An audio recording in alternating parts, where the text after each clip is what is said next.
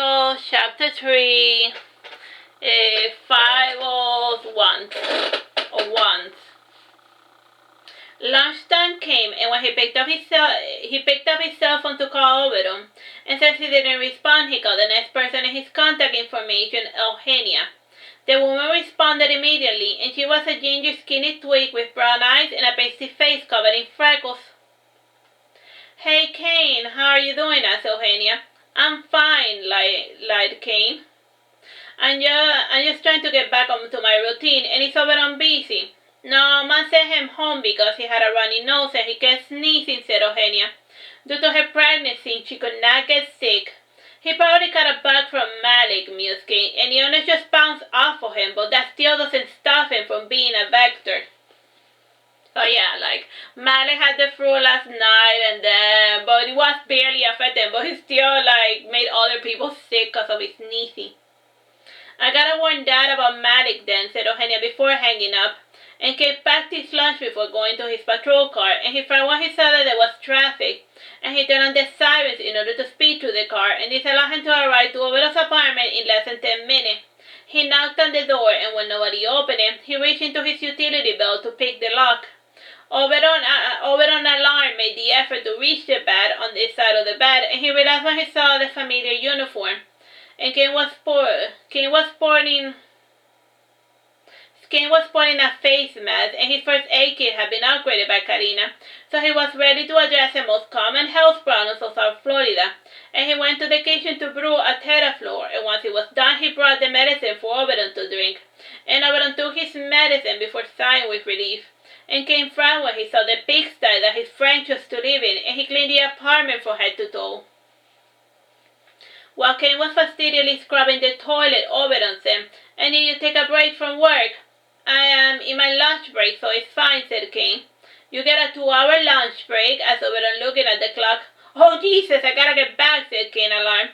And he gave Oberon his lunch, and he then lied. "I made this for you. Eat as much as you can, and don't forget to have plenty of drinks." And Kain brought up a water bottle, and he placed it within Oberon's arm reach. And once he was certain that Oberon was going to be alright, he drove back to the police station. And when he sat down at his workstation, he pouted when he felt his stomach rumbling. And he went to his uncle's workstation in search of snacks, and he was delighted to find an intact bag of potato chips. This wasn't a healthy snack, but it was better than nothing.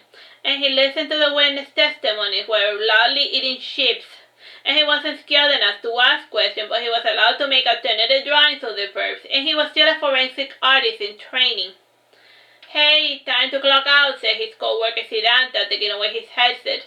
And Siddhanta had ebony skin, a perfect beefcake body, brown hair, and intense copper eyes.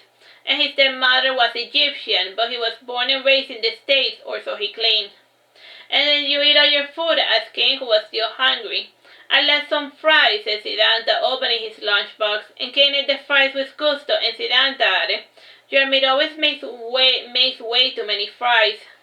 "So Jeremy cooks for you," said Kain, smiling sadly. "That's nice. And why doesn't Jeremy want to be my friend?" "I don't know. Maybe he's still holding a grudge because you refused to return Tybalt," mused Siddhanta. "That was a week ago. Does he plan on being angry with me forever?" said Kain, extremely deflated. "Tell me, Kain, and be honest with me. Do you want to be Jeremy's friend, or do you want his cat?" asked Siddhanta. "Can I have both?" asked Kain.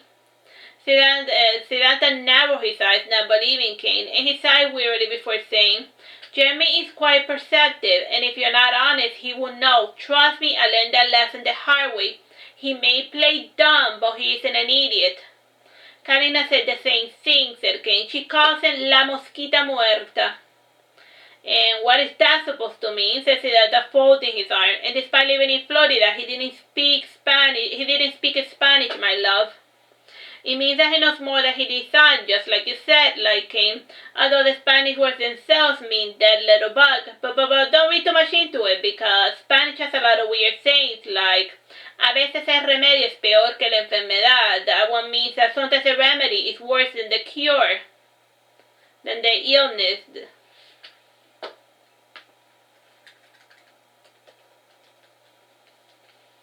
Siddhanta sighed wearily, and to end the hour conversation, he said, "See you tomorrow, then." "See you tomorrow," said Kain, and he clocked out. arriving to work, he went to check up on Oberon, and before arriving to the apartment, he went a quick stop at the local Publix to buy supplies. And he allowed himself within, and he looked at the clean apartment, and he walked past a simple living room with a single couch, a lazy boy, and a television. The bedroom door was open, and Kain went to turn on the lights, but he chose not to. And he got out his flashlight from his bed, and he pouted when he saw that the floor beside Oberon's bed had vomit. And he cleaned the floor before checking on Oberon, and he touched his friend's sweaty brow, and he didn't need a thermometer to know that Oberon had a fever. Oberon, I am going to take you home with me. It is closer to my work, so I'll be able to stop by more frequently to check up on you, said Kain. Kain asked Oberon, not understanding. Kain repeated what he said. Don't worry, I'm fine, lied Oberon. I will feel better tomorrow, just let me sleep. Alright, I will let you sleep, but you should shower first, and whenever I have a fever, a shower usually clears it up. And do you need me to help you to the bathroom? Asked Kain, groveling. Oberon sighed with frustration, and due to his fever, he found Kain extremely irritating, and since he wasn't leaving the bed, Kain gingerly picked up his friend, and Oberon made a motion to push Kain, but he surrendered to the situation.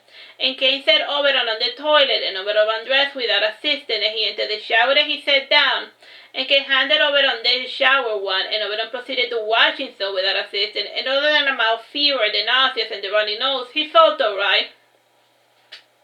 And while Oberon showered, Kain began dinner, and he texted his family to inform them of his whereabouts, and Esther breathed a sigh of relief when she got the message. And she had been moments away from mounting a search party.